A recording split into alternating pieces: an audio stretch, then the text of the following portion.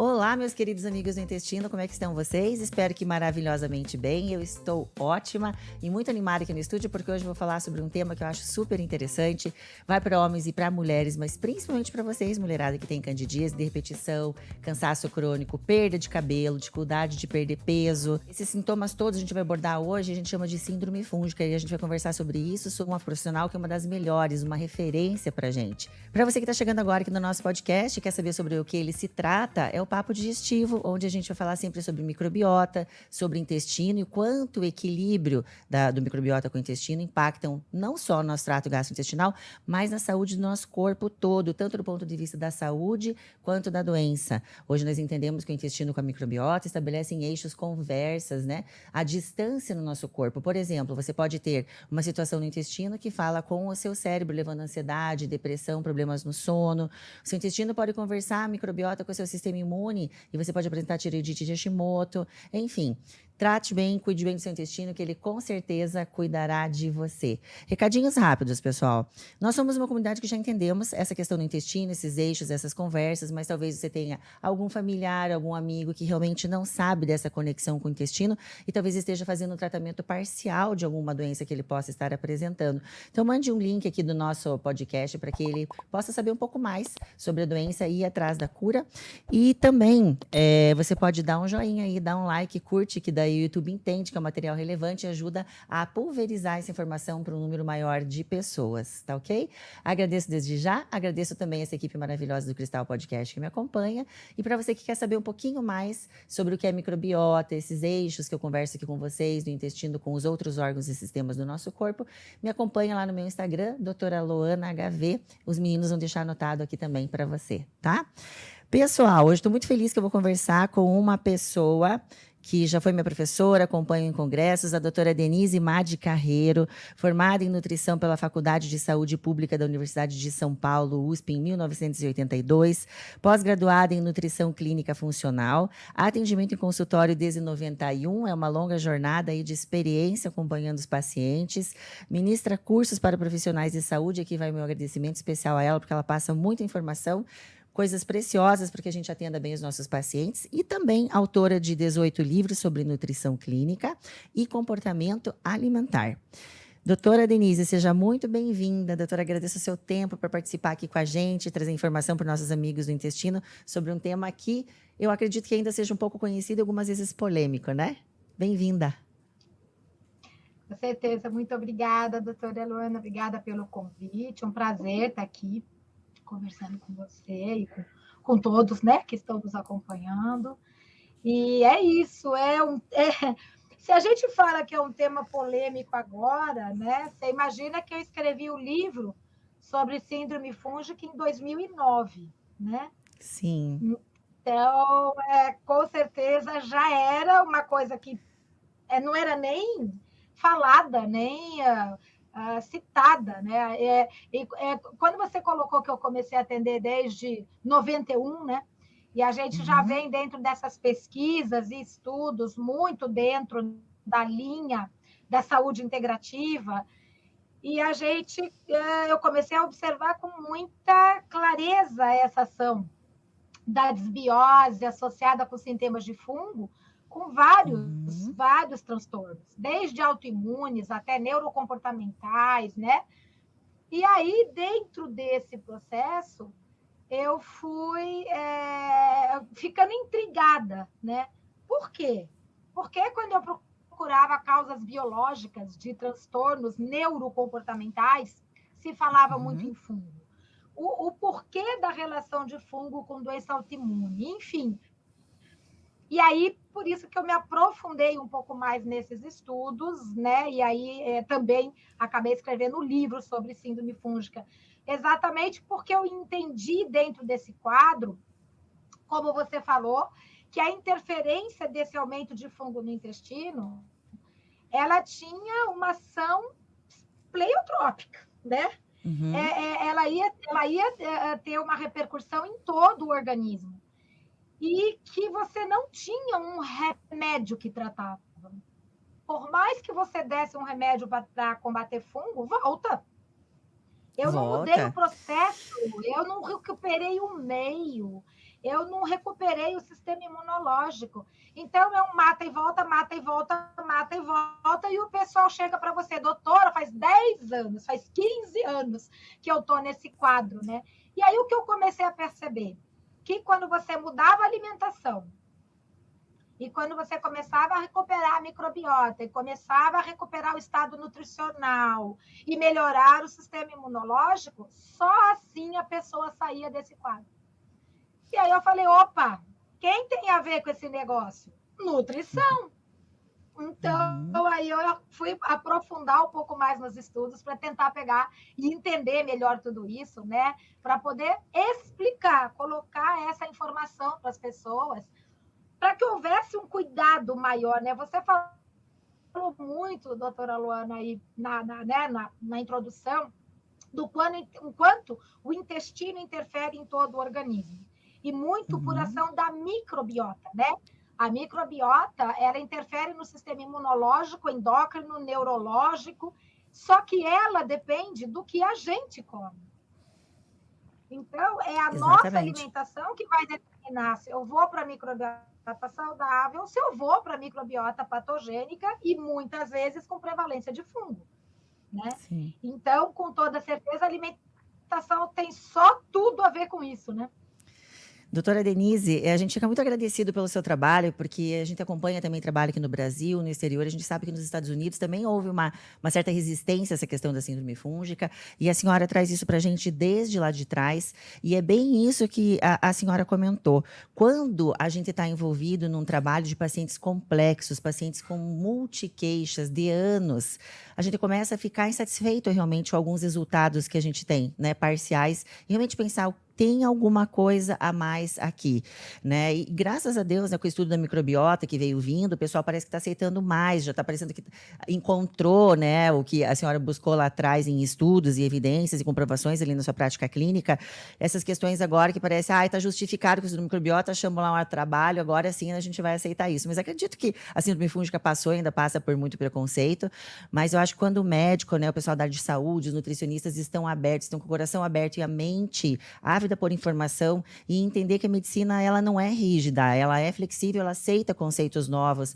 A gente vem aprendendo coisas, tem técnicas de laboratório, tem tanta coisa que vem trazendo coisa nova e a gente tem que se informar sobre isso para aceitar, porque se nós não temos essa visão, não é uma especialidade, né, medicina integrativa, mas uma visão integrativa de atendimento, quem estuda microbiota sabe que a gente tem que integrar tudo, não tem como separar esses eixos, essas conversas, né? O sistema imune, o cérebro, essas questões. E o fungo traz muito disso em toda a clínica da síndrome fúngica, né? Pelas questões da contaminação direta, da infecção direta, da produção das micotoxinas, ele como antígeno. Então, assim, todo esse trabalho, esse estudo do fungo em si, o que ele causa clinicamente, eu acho fantástico e não vejo como não entender isso, sabe? Eu acho que talvez a gente que está envolvida no paciente gastrointestinal diretamente, quem sabe alguém de outra área, a síndrome fúngica não é só candidíase, gente, é só candidíase, né? E a pessoa não consegue entender a magnitude de tudo isso, de todas essas toxinas do fungo, eu não sei, eu acho que é isso. Mas desmistificar, né, doutora? Não tem mito, tem verdade. Parabéns e pelo seu trabalho mesmo. E, doutora, para quem não entende, assim, para os nossos amigos do intestino que estão por aí. Ciência, né? Isso, ciência, já temos ciência, graças a nosso favor, né? Já está ali. O que seria essa síndrome fúngica e quais os principais sinais e sintomas que a pessoa pode esperar? Eu sei que é uma lista, né, no seu livro lá, é bem completinho. Eu vou mostrar depois o livro ali, eu até trouxe na minha mala, para a gente colocar ali as pessoas que se interessarem, que eu acho que é um livro de um acesso bem interessante, até para quem não é médico consegue ler e tirar bastante informação, né, doutora? E o que a senhora poderia dizer? O que seria síndrome fúngica e quais seriam os principais sinais e sintomas? Então, né, doutora, eu falo que o pessoal já nem pensava muito em fungo. Fungo só se pensava na septicemia, né? E em nenhum outro momento, a não ser que seja candidíase vaginal, candidíase oral. Fora isso, né, tudo bem, um fungo na unha, um fungo na pele, mas o entendimento de todo esse processo ainda era muito restrito. E quando eu comecei a observar com clareza essa relação, e eu fui pesquisar nos artigos científicos, na ciência, que é a ciência. Eu falo que hoje muito o pessoal liga muito a ciência a artigo científico. E eu falo que a ciência é uma coisa extremamente mais ampla do que artigo científico. Então, quando eu falo em ciência, eu estou falando numa imunologia, numa gastroenterologia, ou seja, vários e me embasar um pouco, tá?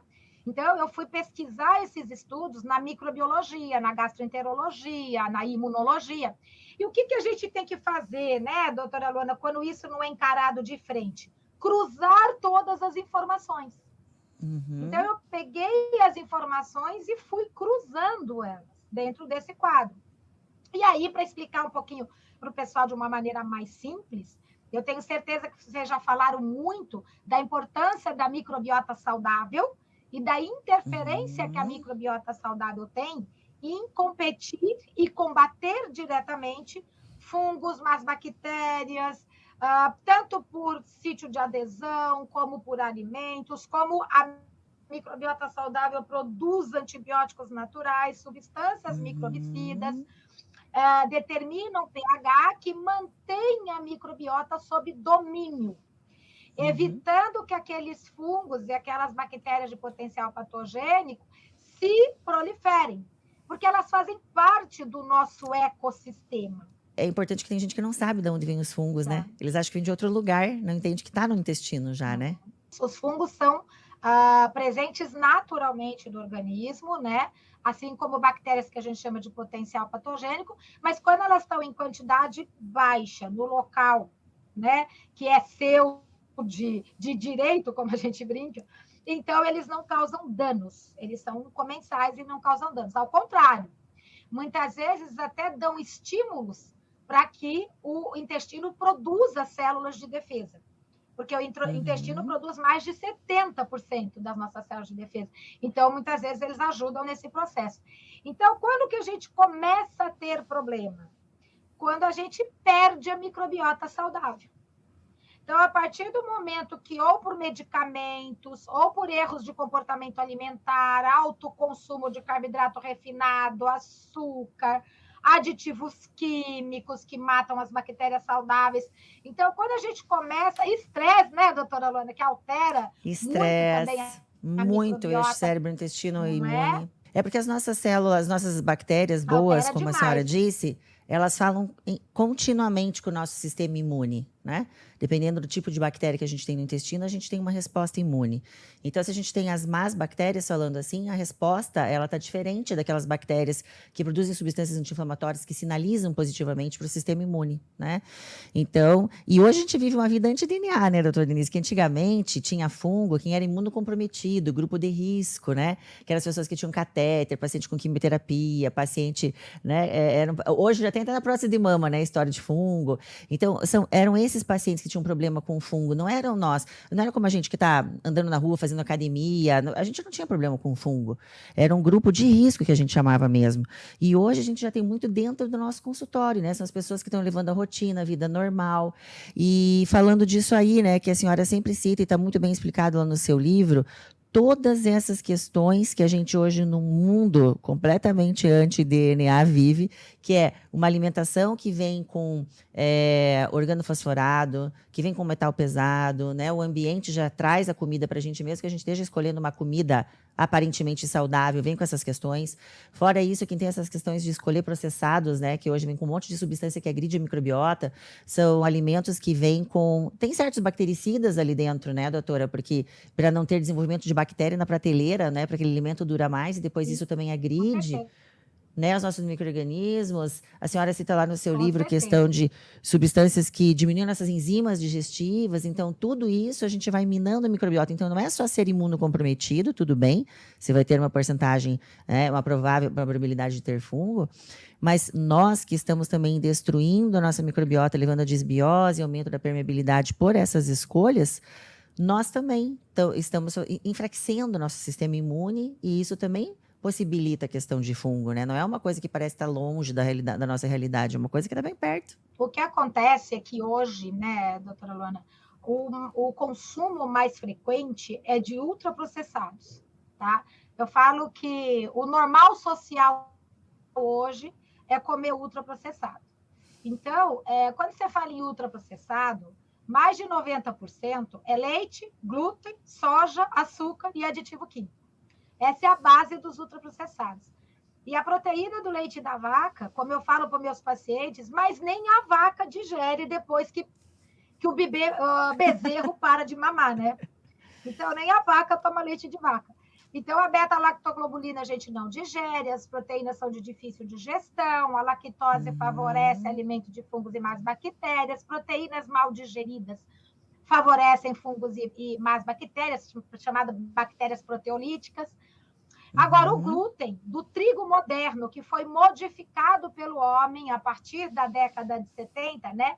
Final de 60, começo de 70, esse glúten ele tem inúmeras frações que enzima humana não digere.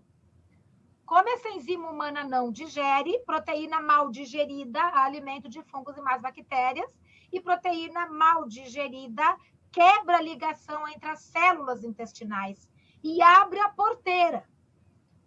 Substâncias que deveriam entrar, elas são inibidas, como vitaminas e minerais, mas proteínas mal digeridas e toxinas de fungos e más bactérias começam a ter um passe livre para entrar. São mais fáceis de entrar no organismo. E a partir Concordo daí com a pode senhora. gerar vários processos inflamatórios, não é? A questão do trigo, né, doutora, é uma questão que a sociedade ainda não leva a sério, a questão do trigo. Eu também leio muito sobre o trigo, sobre a questão do grão, as modificações que fizeram, e não é aquele trigo que a gente está falando, né? É esse trigo altamente modificado, como a senhora comentou.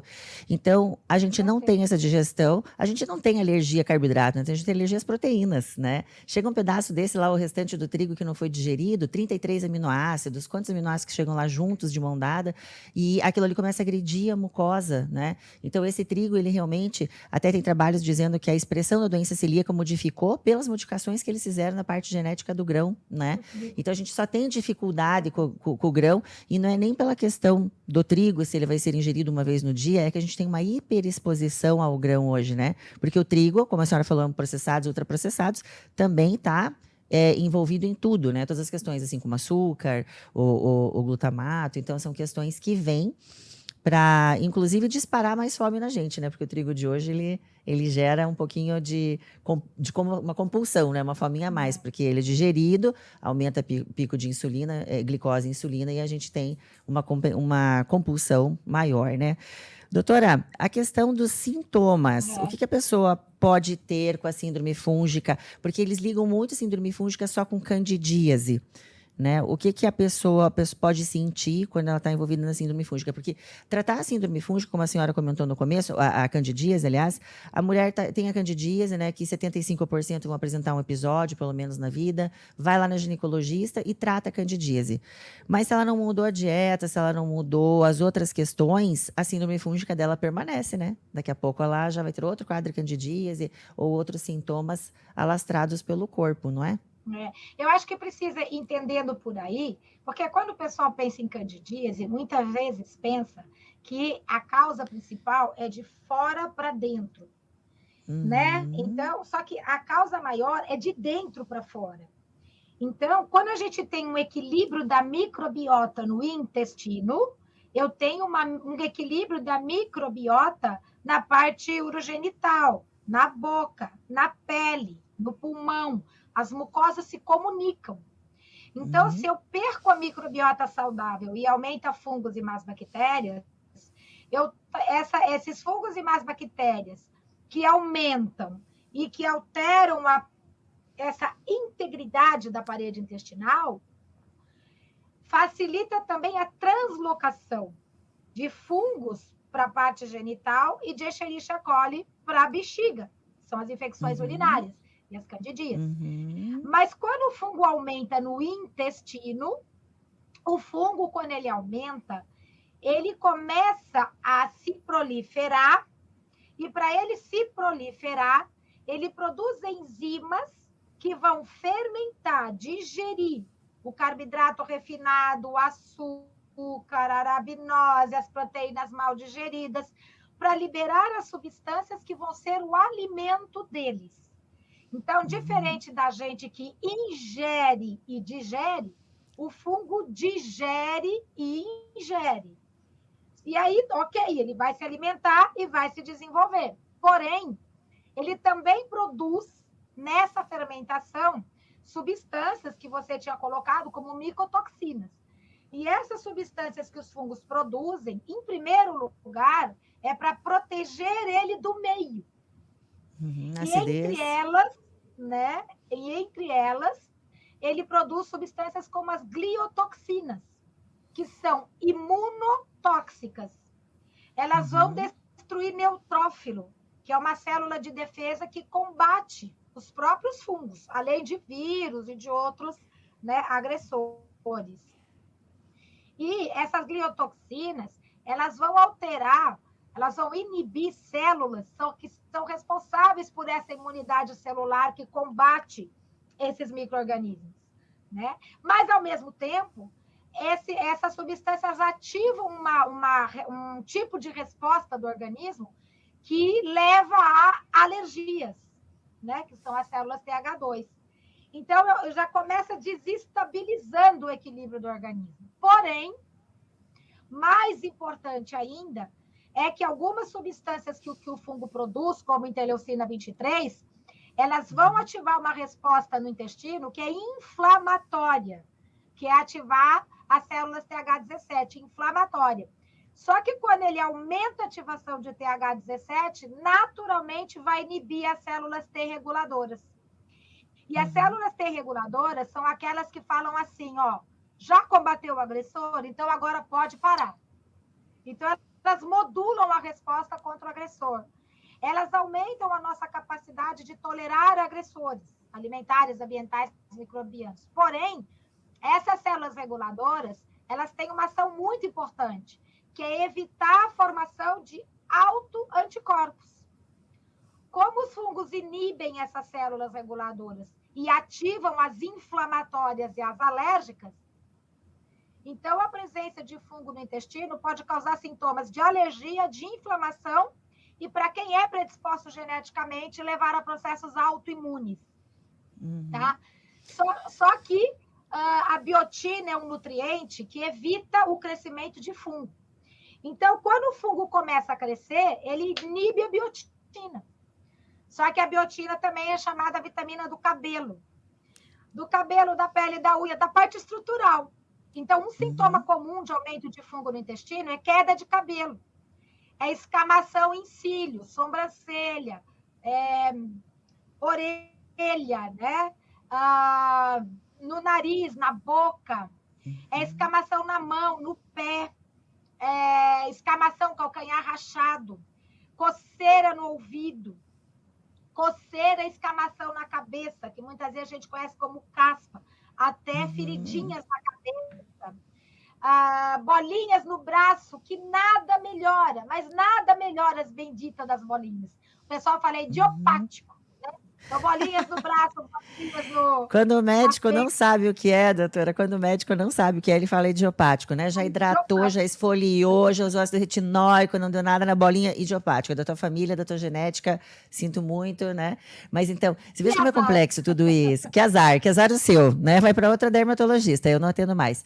Então, assim, tem algumas questões que veja como tudo isso é complexo, como é lindo a fisiologia, como tudo isso se complementa, né? Então, vem os fungos que começam a já estar numa situação de desbiose no intestino, aí eles fazem aumento da permeabilidade intestinal, acionam alergias, né, acionam o sistema imune, podendo desenvolver doenças, ali pode ser o gatilho, o start para doenças autoimunes, né, e fala com todo esse sistema nosso de pele, né, que claro, é uma questão, tem a questão funcional, mas muitos consideram estética, né, é pele, cabelo, bolinha e tal, mas tem a questão da energia, né, com a B6, a questão que também pega ali a questão nossa energética, a gente tem cansaço, tem fadiga, a questão dos neurotransmissores, né, dopamina, serotonina. Então, como essa questão do fungo é complexa e a gente fica preocupado de ela não ser bem cuidada, né, porque a pessoa, eu acredito que ela vai em vários médicos até que alguém monte esse quebra-cabeça para ela, porque parece que tem várias poliqueixas, né, uma lá a pele, uma aqui não sei o quê, um pouquinho de ansiedade,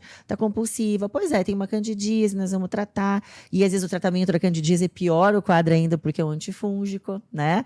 E às vezes alguma coisa da pele toma um corticoide e vai piorando, vai minando mais o sistema. E a gente vê que parece que o novelo vai aumentando, né, doutora Novelo Delan? Então, entender essa síndrome fúngica é o pulo do gato para ajudar esses pacientes, né? Que às vezes vem, como a senhora falou, anos, né? Às vezes não é uma questão de, tá assim com uma candidíase, já tem síndrome. É um paciente que vem de tempo desenvolvendo todas essas questões e uma questão de um fungo tá acionando a doença autoimune, até pela questão que eu achei bem interessante que a senhora citou lá no seu livro, a questão de um subproduto do fungo, um antígeno do fungo ser parecido com a alfa-gliadina e poder desencadear a intolerância. Isso. E a doença celíaca em quem é predisposto geneticamente. Epítopo, né? Cruza com os princípios ativos, né? Que causam a alergia do glúten. Então, são cruzamentos. E aí, por isso que é muito comum você ver que a maior parte dos sintomas que a gente tem, que o fungo pode desencadear, normalmente também está ligado ao glúten. Eles são muito ligados em doença autoimune, distúrbio neurocomportamental, problemas hematológicos. Sintomas neurológicos. São muito associados, né? São muito associados. E quando você falou, né? O fungo, ele aumenta no intestino a produção de substâncias que são hipoglicemiantes, que baixam energia para o sistema nervoso central. E um dos motivos é para fazer a pessoa ir atrás do açúcar. Né? Um dos maiores alimentos do fungo é açúcar, certo? É aquela pessoa que fala que ela tem vontade de comer doce insuportável. Aí você pergunta para ela que horário, ela fala da hora que eu acordo, da hora que eu durmo, né? Exato. E qual doce? Aquele que tem açúcar, ou seja, o que vem qualquer coisa. Né? Se passar, foi. Qualquer coisa. É verdade. Então está o tempo todo com essa necessidade. Só que eu estou falando de hipoglicemia. Então, hipoglicemia é falta de energia para o sistema nervoso central. Então, isso pode dar um embotamento mental, um fog, né? Uma névoa. Tenta pensar e não consegue, tenta se concentrar e não consegue, né? Fica, muitas vezes, desligado. O pessoal fala agitação cerebral, quer focar, não consegue, e aí vai. Só que também altera o humor, né? Pavio curto. Eu falo que quando uma pessoa começa a estar muito irritada, mal-humorada, sempre tem alguém do lado que fala, teu mal é fome, né? Então, a hipoglicemia é um grande desencadeante desse processo. Mas não é só isso, né, Luana? Porque o fungo produz toxinas. Micotoxinas. Substâncias pró-inflamatórias. Que, como você falou, a partir do nervo vago, essas substâncias produzidas no intestino podem, no cérebro, fazer um processo que a gente chama de ativação microglial e fazer excitação neuronal. Exato. E nessa excitação neuronal por ativação do glutamato, pode dar agitação mental, irritabilidade, alteração de humor, pavio curto. A excitação neuronal pode dar hipersensibilidade sensorial, que é muito comum em pessoas com seletividade, com dificuldade de lidar com sons, e entre outros fatores, né? Mas essa excitação neuronal, por exemplo, pode ser uma causa isolada de enxaqueca, de dor de cabeça. Só que todo processo inflamatório que leva à ativação do glutamato, automaticamente leva à inibição do GABA. E o GABA é um neurotransmissor que evita agitação mental, melhora foco. O GABA dá inteligência ao sentimento, ele faz a gente administrar estresse. É uma certa espiritualidade. Eu sempre falo, doutora, que é uma certa espiritualidade, né, que a gente atinge. Eu estou mais espiritualizada. Não é. É um equilíbrio de neurotransmissor, né, que a gente está num momento que permite que a gente haja, mesmo emocionalmente, de uma forma mais adequada, né, mais ajustada, né? Com toda certeza, né? A respiração vai potencializar esses neurotransmissores que ajudam. A fé, porque a reza não deixa de ser uma meditação, né? Concordo. E todo esse processo leva a esse estímulo, essa melhora da ação desses neurotransmissores que são aqueles que falam, deixa disso, né? Vamos acalmar esse negócio. E o principal deles é o GABA, né? E a gente também, por causa de inflamação que acontece no intestino, a gente pode diminuir a produção de serotonina, E a serotonina evita depressão, evita essa ansiedade, dá saciedade, evita a necessidade de comer carboidrato ou açúcar do fim da tarde para a noite. É o único Uhum. precursor do hormônio do sono. Então, essa disbiose com prevalência fúngica pode ser uma causa de distúrbios neurocomportamentais. Uhum. Pode ser uma causa de distúrbios do neurodesenvolvimento, como TEA, TDAH, mas também pode estar relacionado com os transtornos Parkinson. neurodegenerativos, Degenerativo, sim. né? Parkinson e Alzheimer. Então, é assim, a causa é sistêmica, a repercussão é no cérebro. E isso está altamente ligado com a desbiose intestinal, principalmente se ainda houver uma prevalência de fungo. É por isso que tem o nome de síndrome, né, doutora? Que as pessoas têm que entender a importância disso. É uma síndrome, é uma síndrome. Gente, síndrome é uma coisa que engloba vários sintomas em vários sistemas. Então, veja a gravidade de tudo isso, né, doutora? A pessoa não entender um paciente desse que está na sua frente, que apresenta tudo isso e se parece, nossa, mas está queixando do cérebro. Eu estou tratando aqui um negócio no intestino, ou um fungo, ou uma infecção urinária de repetição. E como tudo isso está conectado, né? Eu sempre costumo dizer que as questões do intestino, elas às vezes são muito sobrepostas e a gente tem que sempre cuidar quando vê um paciente desse, né? Então, o paciente começou com uma desbiose, aumento da permeabilidade, tem uma alergia, e essa alergia vai acionando seu sistema imune, vai para uma doença, uma alergia vai para uma doença autoimune. Quem tem SIBO vai para SIFO. Às vezes a pessoa é celíaca, não descobriu, começa a estar intolerante à lactose. Então, quando essas coisas vão se somando e vão trazendo prejuízos para a gente, você veja como uma questão fúngica, né? E as pessoas têm que começar a englobar essa ideia na clínica, que às vezes você não tem necessariamente um sintoma intestinal, mas você tem sim um problema intestinal, né? Que é esse processo inflamatório crônico aí disparado, que vai acionar todos esses outros sistemas com sintomas à distância. E que sim, né? A gente tem que começar a puxar isso. O intestino pode levar a sintoma no cérebro, pode levar a sintoma na pele, pode levar a sintoma na sua tireoide, né? Uma tireoide de Hashimoto, pode levar esses sintomas.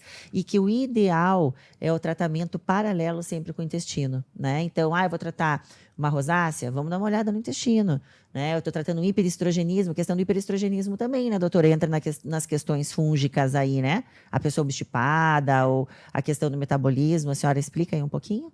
Até um pouco por causa de disruptura hormonal, né?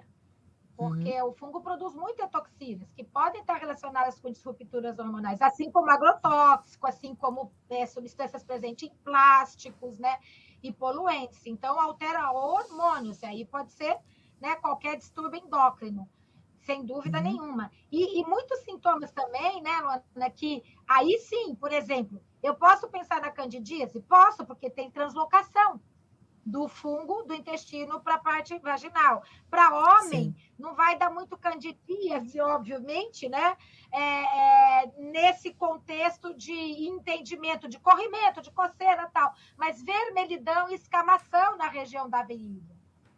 Assim Uhum. como assadura, a estomatite, né? Que é o sapinho, né? Mas também, quando o fungo aumenta no intestino, esse fungo aumentou no intestino, ele vai alterar o sistema imunológico. Então, fica difícil combater o fungo da unha. Então, eu posso ter uma onicomicose, que é o fungo na unha. Fica difícil combater um fungo na pele, que eu posso ter um pano branco. E fica difícil combater um fungo no couro Couro cabeludo, que eu posso cabeludo. ter um aumento de malatésia, né? E aí levar todo esse processo. Só que na parte hormonal, a gente tem uma via de mão dupla, né? Porque a própria alteração hormonal aumenta fungo. Por isso que é comum você ter assim, a mulher reclama muito assim, ó, na Na TPM, é? TPM Sim. piora a candidíase. Na TPM eu fico mais irritada, e aí entra aquele processo. Então, essa alteração hormonal natural, né, dessa fase da TPM ou da menstruação, elas aumentam a disponibilidade de glicogênio e pode aumentar o fungo também. É uma via de mão dupla. Fora aqui, né, doutora Luana, se a gente pensar no contexto, como você fala, o organismo não é uma coisa isolada, né? Então, uma desbiose intestinal com prevalência de fungo também tem prevalência de bactérias proteolíticas que são produtoras de lipopolissacáridos. E o LPS, como ele ativa a NF-κB, ele vai gerar um baita aumento de substância pró-inflamatória no organismo, que para quem tem predisposição genética, pode causar resistência à insulina. E a resistência à insulina, ela pode alterar o eixo hipotálamo, hipófise gonadal e fazer toda uma alteração falar com estrogênio hormonal. Não é? E aí, essa alteração hormonal causada por resistência à insulina pode dar pele oleosa do rosto, cabelo oleoso, acne, espinha, oleosidade em peito e costas. Agora, olha só, doutora. Aí nós já estamos, hein, doutora? A gente já está no eixo intestino, microbiota, pele. Não tem, né? Como escapar. Intestino hormonal, pega tudo. Não tem. Sim, hormonal. Intestino, pele, hormonal, microbiota, hormônio. Exatamente. Ok. Só que tudo, ó. Junto à oleosidade causada por ação da resistência à insulina com escamação causada por fungo. Aí o pessoal vai na médica e fala assim... Dermatite seborreica. Exatamente. Já juntei esse quebra-cabeça aqui. Já juntei. Mas, viu, doutora, deixa eu te fazer uma pergunta aqui. A questão das meninas obstipadas, ou a questão da dieta proteolítica, que a senhora falou, ou muita bactéria, ou as pessoas comendo aquelas proteínas que estão ali naquela pessoa em estresse, ou com estilo de vida ruim, manda aquelas proteínas inteiras, ou até a própria proteína ali do glúten. Essas bactérias aí, elas produzem a beta-glucuronidase, né? Aí vai aumentar o nível de estrogênio recirculante. Esse nível de estrogênio recirculante... Esse estrogênio, ele interfere no metabolismo ali da glicose a nível da vagina e também aumenta a questão de fungos, né? Aí você vê como volta para a via de mão dupla, né? Quer dizer, é todo um processo E proteína, excesso de proteína, qual é a nossa capacidade do estômago, que muitas vezes nem está produzindo um ácido clorídrico direito, efetivamente digerir com eficiência proteína de origem animal? Aí a gente já vai ter uma questão. Agora, e excesso de proteína de origem animal? Tá? Aí você não consegue. Proteína mal digerida prende intestino. Tá? A tendência de proteína mal digerida é prender intestino. A tendência de carboidrato mal digerido é soltar intestino. Por isso que a tendência da intolerância à lactose é soltar, a tendência da má digestão proteica é prender. Mas não é só isso, né? Proteína mal digerida é um baita alimento de fungos e más bactérias. Então, disbiose, aumento de LPS, aumento de toxinas fúngicas, obstipação intestinal, alteração da permeabilidade do intestino, aumento de absorção de macromoléculas e toxinas, inibição de absorção de vitaminas, minerais e fitoquímicos. Olha que encrenca, né? Que encrenca. E a proteína em excesso, o que ela faz, doutora? Acidifica o sangue, certo? E aí, imagina... E tudo que a gente não quer é isso, né? É isso. E aí a gente vê a dieta sem carboidrato, a dieta paleo... Aí vem, como eu brinco, a dieta da lua, da sopa, do abacaxi, do pezinho, do pontinho, do polenguinho, né? Arrumando uma encrenca atrás da outra na vida da pessoa. Principalmente a médio e longo prazo. E viu, doutora, se a gente for dar uma avaliada hoje no estilo de vida, né? A questão que a senhora ali falou do vago, né? A gente está sempre acionando o sistema de luta e fuga, cortisol vai diminuindo essa produção de ácido, diminuindo essa produção de enzima. Aí a gente já está numa desbiose, porque a pessoa já está comendo só alimento inflamatório, entra comida que ela nem mastigou direito, porque está num perfil ansioso. Essa pessoa, né, o ansioso, se a gente for ver as questões de cortisol, já é uma pessoa que está extrapolando aqui fora do peso, aí a pessoa passa para dieta com mais proteína ainda, e vai se somando tudo isso, né? Então, assim, e hoje a gente tem muitos medicamentos que o pessoal usa direto para as questões gastrointestinais, né, que diminuem também a produção de ácido. Então, a gente vê que essa tendência é bem presente nas pacientes da gente, né? Essas dietas, e não é tanta quantidade de proteína, mas é a ausência de carboidrato complexo, né? Não é só que a pessoa está comendo com proteínas, está comendo até pouca proteína, mas é só a proteína porque ela não come outra coisa. Ela não come fruta, ela não come verdura, ela não coloca o carboidrato complexo também. Então, não é só um macronutriente em excesso, mas também a ausência do que mantém as boas bactérias no nosso corpo, né? O carboidrato complexo, quando você fala dos tubérculos, né, dos cereais integrais, o carboidrato poupa a proteína. É ele que é o maior energético do cérebro e que poupa a proteína para fazer hormônio, neurotransmissor, enzima, célula de defesa, cabelo, pele, unha, osso, cartilagem, músculo, né? Então, a retirada do carboidrato a médio e longo prazo vai comprometer todas essas funções. E aí, uma coisa que você falou, determinante, a falta dos reguladores de legumes, verduras e frutas. Porque o pessoal confunde legume, verdura e fruta com carboidrato. E eles são reguladores. A senhora desconfunde com carboidrato simples. Isso. Sim. Isso. A gente fala carboidrato, exemplo, eles cortam tudo. Fruta vai fazer mal. Exato. Acha que fruta vai fazer mal. Eu brinco, falo que é carbofobia e frutofobia, né? Ai. Que está na base hoje dos maiores problemas que a gente tem. Então, o pessoal deixa de comer o que mais protege. Porque uma fruta, um legume ou uma verdura chega a ter mais de 1000 fitoquímicos. Fitoquímicos e vitaminas e minerais com ações naturais, anti-inflamatórias, antialérgica, antioxidante, desintoxicante, anticancerígena, imunomoduladora, neuromoduladora, e daí vai. Então, é quem executa a função, né? Você tira quem te protege. Você lembra que você falou que até há pouco tempo atrás a gente não pensava numa candidíase como uma causa de problema crônico, né? Só agudo. Mas olha só quantas coisas da década de 60, 70 mudaram para cá. O pessoal parou de comer comida de verdade, passou para o ultraprocessado, com agrotóxico, com aditivos químicos, mais o omeprazol, muito mais medicamentos, mais o antibiótico, mais o corticoide, antifúngico, mais o anti-inflamatório, não é isso?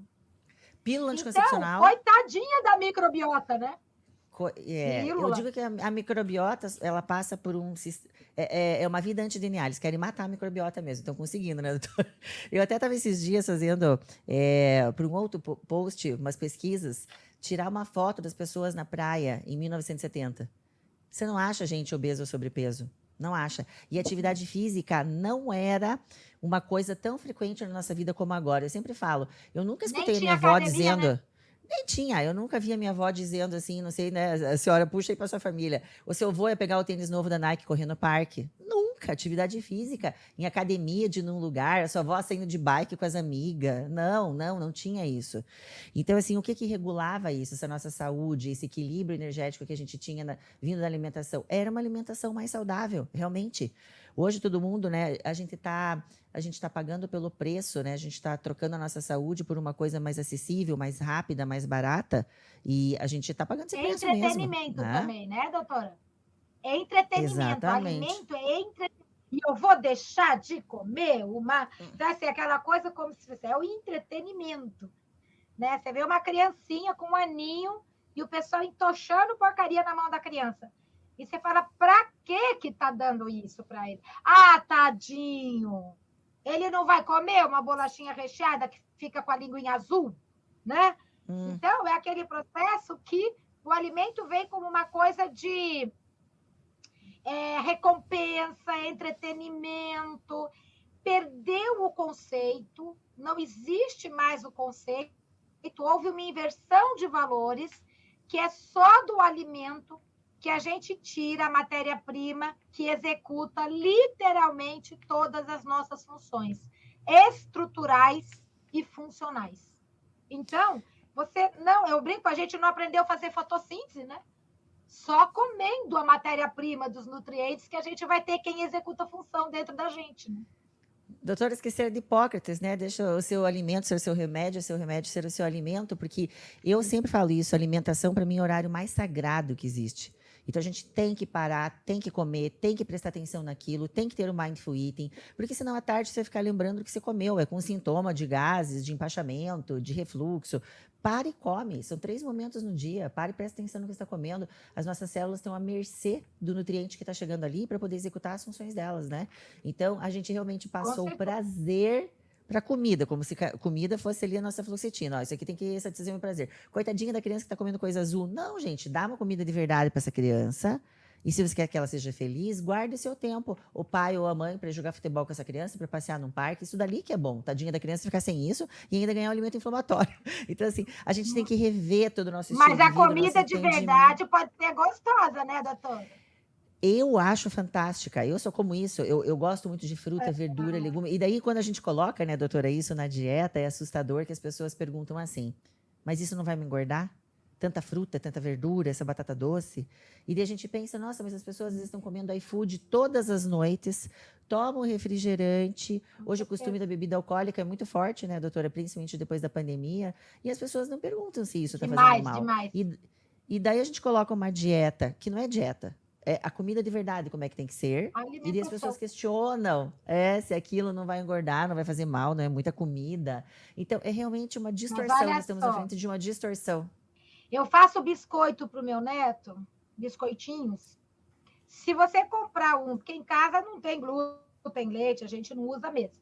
Mas mesmo que você compra um biscoito de melhor qualidade, que não tem aditivo químico, não tem glúten, não tem leite, não tem açúcar, ele vai lá e come 2.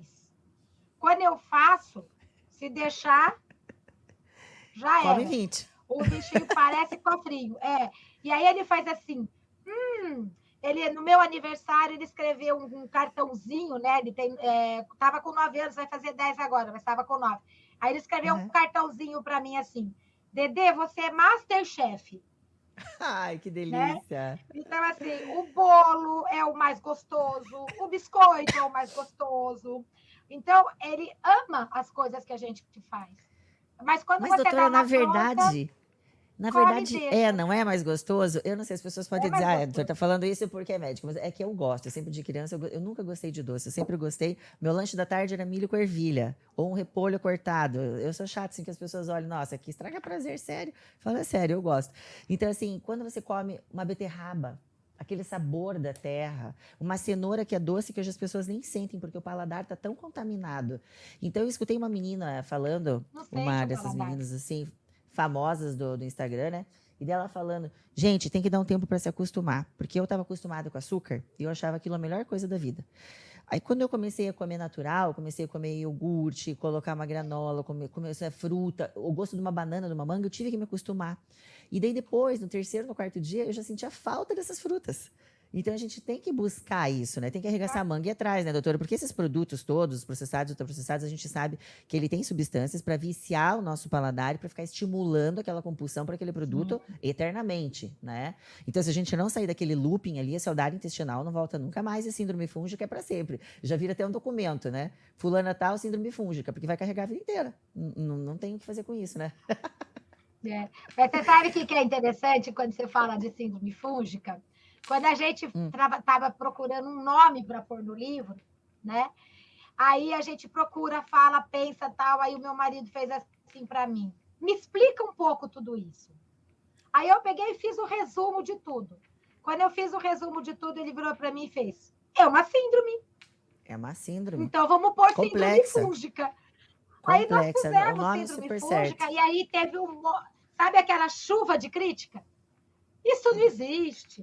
Síndrome fúngica não existe. Eu falo, vai para a prática clínica e começa a prestar atenção que você vai ver o que está acontecendo. Mas eu acho Né? que é isso, E aí o que doutora. você falou é uma realidade. Né? Os aditivos químicos, eles viciam e alteram o paladar.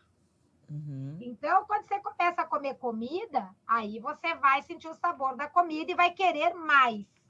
E o alimento de verdade, ele vai ser alimento de boas bactérias. Você quer ver uma coisa? Açúcar de coco. Açúcar de coco é riquíssimo em inulina. É um alimento de boas bactérias. E ele não é tirado do coco. Ele é tirado da árvore do coco. Então, ele não tem gosto de coco, ele tem gosto de açúcar. Então, eu faço. Você falou que você é mais ligada no salgada, né? Eu amo um docinho. Principalmente, eu adoro fazer doce. Mais até do que comer. Então, os meus doces, o pessoal brinca, fala que são virtuais. Porque é sem glúten, sem leite, sem soja, sem açúcar, com alimentos de qualidade, que regulam o índice glicêmico e que a gente come rezando. Eu tenho seus livros, são aqueles 3 livros lá, não são? Sem glúten, sem açúcar, sem leite? Num São da espiralzinho? Maíra, que é da minha editora, são da Isso, Maíra, mas Maíra que escreveu. a senhora que indicou na pós, em 2015, quando eu conheci a Na senhora. Eu pós. E tem comprei. o Comida de Verdade, que é a Juliana que escreveu, que é a minha filha. Ah, Então, então vou tem os comprar 4 esse. livrinhos de receita, Então, aquele livrinho né? lá já tá até Mas com é isso, mancha, porque a porque gente pode comer bem, né? pode. Lá tem o cookie com a farofinha Que bom. funcional lá, que vai com banana. Faço todos aqueles bolinhos lá para as meninas lá em casa.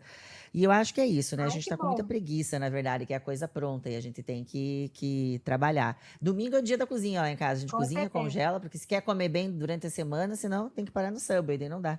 Doutora, e o tratamento? Como é que a senhora começa a fazer tudo isso? Começa pela questão alimentar? Quando que a senhora acha que tem a indicação do antifúngico? Ou dá para tentar nessas questões levar com alimentação e estilo de vida? Tem algumas coisas que a senhora usa ou concorda com a questão, por exemplo, do banho de assento com vinagre de maçã, o óleo de coco né, na genital. O que que a senhora recomenda para sua paciente e onde que a senhora começa o tratamento? Para mim, eu vou focar na alimentação, tudo isso que nós conversamos, tirar todos os alimentos Uhum. inflamatórios, que são alimentos de fungo, laranja, limão, mexerica, pocã, laranja, lima, cítricos. O fungo ama de paixão, tá? Então, eu vou me preocupar com todos esses alimentos que a gente já falou, né? E mudar o hábito mesmo, né? É comer comida. Vamos aprender a comer comida, 5, 6 frutas ao dia, legume e verdura no almoço e na janta. Não passa de 2h30, 3 horas sem comer, nem que seja só uma frutinha no intervalo, para não Ah, o jejum alterar o prolongado. eixo, né? HPA. O jejum Então, prolongado para a mim, senhora não jejum sugere, né? prolongado, Para esse não, tratamento. ele é bom para me dar paciente. Para me dar paciente é bom. Uhum. Amo. Uhum. Porque desestabiliza todo o organismo, né? Então, ele dá paciente para gente. Mas que é bom Mas para o eu digo, organismo funcionar, não. o Tá? tratamento a Não. senhora não orienta, né? Pegou alguém com síndrome Não. fúngica, vai comer a cada 3, 4 horas. A gente tem o jejum fisiológico, que é Uhum. comer 12 horas, parar 12 horas, ok. Mas Uhum. durante o dia, pelo menos uma fruta no meio da manhã, no meio da tarde, para você não alterar o eixo HPA e não aumentar Certo? cortisol no meio do caminho, né? Manter sobre domínio, Perfeito. sobre equilíbrio. E E aí, doutora, fala, querida, a maçã. A senhora pode falou das falar. frutas ali, eu só queria colocar maçã, porque daí às vezes as pessoas cortam a maçã. Seria só o suco de maçã e de uva? Ou a maçã pode comer nesse período? A senhora recomenda? Acho que não, no começo. Principalmente o suco de maçã, de uva e do cítrico, que eu peço para evitar. Agora, tem gente que fala que come a maçã e dá uma fome louca. Até Para tenho esse, eu anotado peço aqui. para evitar. Diz que abre um rombo no estômago a maçã. Para Quem esse, eu tem. peço para evitar. Aí é porque a maçã tem arabinose. E a Uhum. arabinose, o fungo fermenta e produz substâncias hipoglicemiantes. Então, nesse caso, eu peço para evitar. Fora isso, não. Tá? Então, quando efetivamente a Ok. pessoa tem o sintoma que mostra. Agora, claro, né, doutora, a gente sabe que o pessoal chega para a gente, muitas vezes, já há muito tempo num processo desse. Então, muitas vezes, a suplementação vai ser necessária, sim. Então, muitas Uhum. vezes, eu vou ter que melhorar um ácido clorídrico, dando um alecrim, eu vou ter que dar um belo probiótico, e às vezes até um paraprobiótico, um biomamps, como a gente brinca, para fazer um reset Uhum. no intestino, né? Então, às vezes, um Reset. biomamps. Vamos dar um Aí, um zero aqui e começar de complexo. novo. Vamos começar de novo. Vamos Adequar uma restart. vitamina D, que é um determinante no sistema imunológico. Adequar um ômega Ômega 3? 3. Ômega 3, fundamental, né, para o organismo. Vitamina C, o complexo de vitamina e mineral. Agora, Uhum. eu equilibro todo esse processo. Se ainda assim não melhorar, eu posso trabalhar com algum antifúngico natural, tipo óleo de Os orégano, óleo de fitoterápicos. coco, pau d'arco, Ah, cândida suporte, trabalhar. Agora, quando às vezes, doutora, eu vejo que a o coisa está alho. bem complicada mesmo, tá bom? Eu não uso muito óleo de alho porque eu acho ele um hipotensor. Ele é Uhum. hipotensor. Seja a pessoa, se ela tiver pressão alta, baixa ou normal, ele é um hipotensor. Como a síndrome fúngica deixa a pessoa sempre mais down, mais fraca, mais Hipoglicemia e tudo cansada, mais. etc., Uhum. o alho Ok. muitas vezes piora, por isso que eu não costumo usar. Uhum. Mas quando eu Entendi. percebo que o processo, assim, efetivamente está num nível que precisa de mais ajuda, eu vou indicar para um médico que entende o que eu estou falando. Aí, por isso é muito importante vocês, por isso é muito boa essa parceria. Uhum. Do médico que entende o que a gente está falando. Do médico que vai pegar esse paciente, não vai dar para ele isoladamente um fluconazol. Pode dar uma nistatina, pode passar um óvulo de ácido Gosto bórico, muito. pode passar um óvulo de Sim. probiótico, pode ensinar um banho de assento com água de vinagre, ou um óleo de coco local até, mas Isso. sabe que a gente tem que trabalhar na recuperação de função. Porque se usa Exatamente isso que eu sou fã. isoladamente esses medicamentos que tem por aí, matam o fígado, o fungo não, né? E E o aí fígado, e o desestabiliza fígado já está totalmente. prejudicado na questão fúngica Está também, algumas acabado, questões tadinho. de detoxificação também, daí vai somando tudo, né? Com Vamos certeza. combinar que a pessoa com síndrome fúngica, coitadinha, né? Tadinha. Coitadinha. Ela tá, assim, multi-alvejada, né? Bom, Com mas doutora, certeza. essas questões são muito importantes, eu gosto muito de trabalhar com isso também, né? Mais a questão da gastrofuncional, da naturopatia, da gente trazer. Eu acho que a gente realmente tem que compartilhar com o paciente, porque até pouco tempo atrás o paciente vinha na busca miraculosa de um remédio. Eu quero um remédio para isso. E às vezes até ganhava um remédio para Pílula candidíase. mágica. E quanto tempo que dura aquilo? 2 meses volta com outra candidíase. Né? Daí daqui a pouco volta com uma infecção do trato urinário, daqui a pouco volta com uma questão, tô com um fungo na minha pele, cabelo caindo, problema hormonal, surgiu uma doença autoimune, nem sabe. Então, assim, chamar o paciente para essa consciência de que nós hoje, eu considero que nós somos consultores da saúde, a gente vai fazer essa avaliação para o paciente e vai entregar para ele, mas a grande parte é dele se conscientizar que realmente a Certeza. saúde está nas mãos dele e que a alimentação é uma coisa diária, vocês têm que comer, coma bem, faça uma escolha inteligente em prol da tua saúde, né? Não tem esse negócio, ficou sem aquilo. Gente, nós somos adultos, nós estamos buscando por saúde. Eu sempre falo, né? Eu gosto de falar isso para homem. Se você fosse uma Ferrari, que gasolina você colocava no teu carro? Ele, melhor. Eu falo, mas, poxa, por que tá colocando isso dentro do seu corpo? Porque o nosso corpo vale muito mais que a Ferrari, né? A gente tem que colocar coisa boa, combustível de qualidade, proteína de alto valor biológico, carboidrato complexo, gordura da boa, para dar condição para o nosso sistema todo funcionar. E a gente arruma muito com isso, né, doutora? Se for ver a Organização Mundial de Saúde, a primeira coisa que você tem que arrumar, a alimentação, depois a atividade física, por último, o medicamento. E a gente não pode chegar e dar um medicamento. Tem que conscientizar o paciente que isso, se for, eu não consigo levar a dieta agora e estou com muita sintomatologia. São casos, então, usa lá um antifúngico, alguma coisa que o paciente tem uma viagem, não vai poder fazer alimentação, está com alguma questão de muito sintoma. Mas mesmo assim, a ideia sempre é recuperar a função, né? Como a senhora falou, resetar, colocar o intestino ali de volta no normal. Mas é como eu sempre falo também, eu gosto muito de exemplo. É a mesma coisa que se uma dermatologista faz um baita de um peeling com um aparelho importado, a mulher fez um curso na França. Deu paciente ali 2 dias vai tomar sol. Então, o nosso trabalho é arrumar todas essas estruturas, entregar ao paciente ele estabilizado, um sistema imune equilibrado e acalmado, e não suprimir esse sistema imune, né, porque ele é nosso amigo, essa resposta dele, né, em relação a coisas que a gente provocou. Então, a gente arrumar tudo isso no sistema, só que o que vai manter esse sistema? A alimentação, o estilo de vida, né, a pessoa Não tem acionar jeito, mais né? o parasimpático e fazer as respirações, que nem a senhora falou, não ficar estimulando só o cortisol e o simpático, um sono de qualidade, atividade física que melhora um monte a microbiota. Então, toda essa conversa o paciente tem que escutar, porque ele tem que estar consciente de tudo isso, né? Porque muitos realmente acham que é só um remédio, outros não têm ideia dessa integração toda, né? Fazer atividade física, poxa, mas a gente explicar isso, que realmente faz parte de um tratamento, e a alimentação é a cereja do bolo, é tudo, né? Por isso que eu, como gastro, nunca tratei sem nutricionista. Mesmo quando eu via parte de úlcera, de esofagite, né, de doença de Crohn, retocolite, lá do método mais tradicional, que me formei em 98, antes do projeto Microbiota terminar. Então, assim, eu sempre incluí nutricionista. Eu acho que não tem como a gente fazer um tratamento e a manutenção de saúde do trato digestivo sem uma nutricionista, né, que entenda esse sistema todo, assim, como a senhora o faz.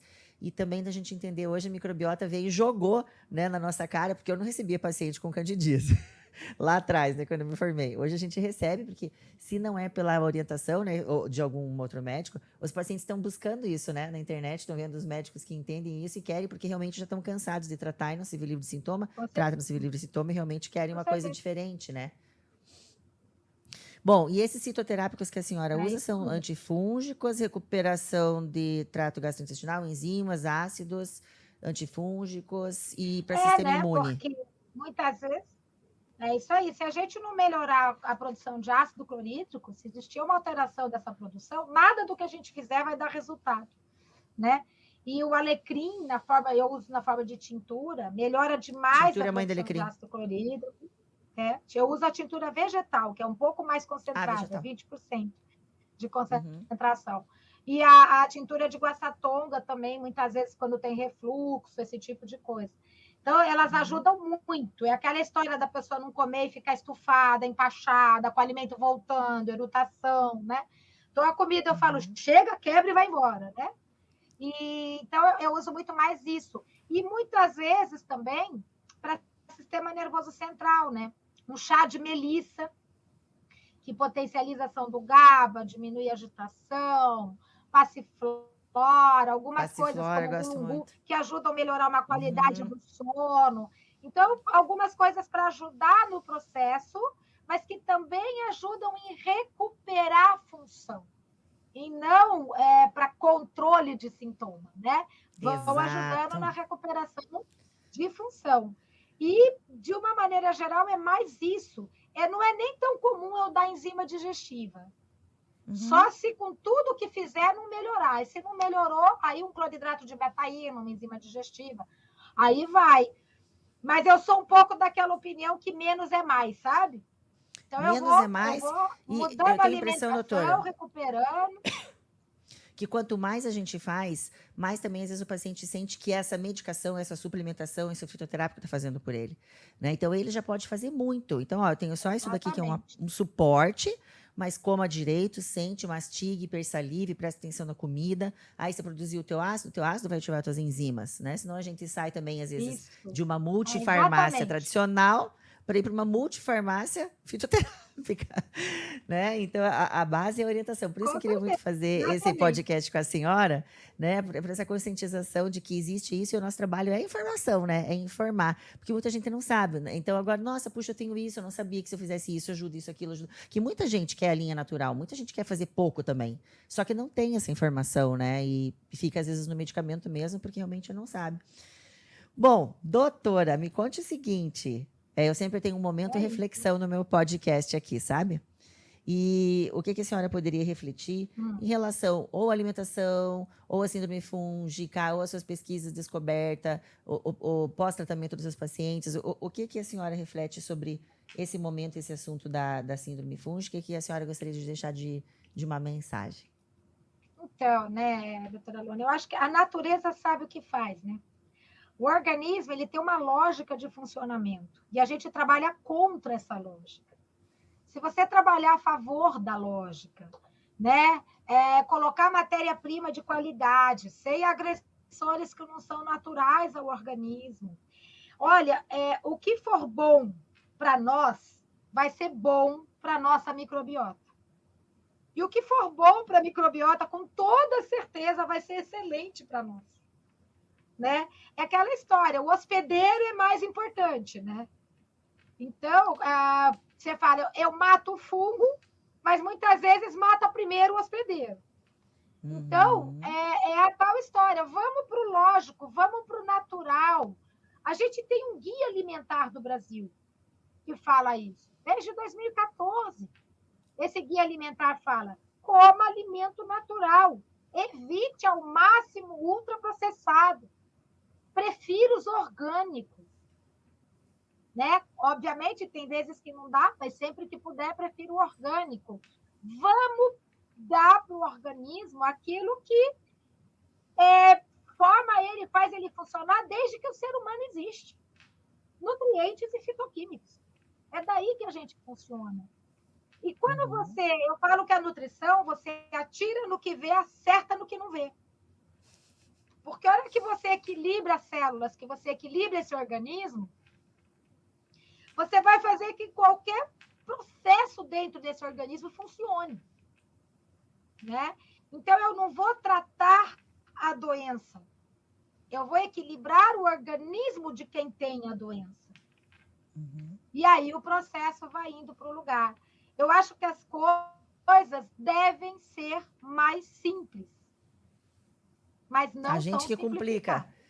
A gente que complica, né, doutora? É isso mesmo.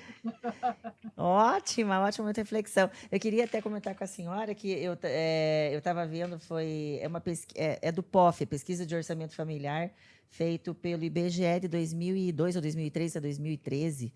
Eles viram que o consumo de feijão, você veja que é um coringa, né? Amigo aí da mesa do brasileiro, caiu de 14 quilos per capita anual para 5,9. Ultraprocessado parece que aumentou para 46%. Aí vai, a bebida alcoólica, as coisas ali, tudo que é aumentado, o uso do vape. Então, assim, meu pai, até quando é que a gente quer se autodestruir, né? Vamos parar, vamos fazer o básico, que nem a senhora falou, que nós vamos trazer a nossa saúde automaticamente. E às vezes as pessoas têm ideia de suplementar, não vai muito na Nutri para suplementar, só que daí faz assim, come a semana inteira coisa inflamatória e no final de semana joga um coitado de um probiótico nesse intestino. Coitado, vai morrer lá, né? Porque não tem condição para ele habitar esse intestino. Então, eu quero suplementar isso, quero suplementar aquilo, mas num ambiente completamente alterado, inflamado, um pH, acidez completamente diferente. Então, a pessoa não tem que conscientizar que não tem meia boca, não tem remendo quando se fala de intestino, né? Ele entrega o resultado, só que ele tem que ser bem tratado. O suplemento, ele faz o que a gente come ir para o lugar certo. Né? Uhum. O Fabrício, que você deve, né, ter tido aula com ele também, o Fabrício, ele fala assim, a suplementação é o vento a favor de quem pedala, né? Então, Exato. quem Frase determina linda. o que você come, né? Quem determina o que você come, quem otimiza, quem ajuda, quem tira de um círculo vicioso, pode ser a suplementação, mas quem vai determinar é o que você come. Doutora Denise, muito obrigada. Me diga o contato, eu deixo esse e-mail aqui que a senhora passou para mim, nós vamos escrever ali, é www.denisecarreiro.com.br.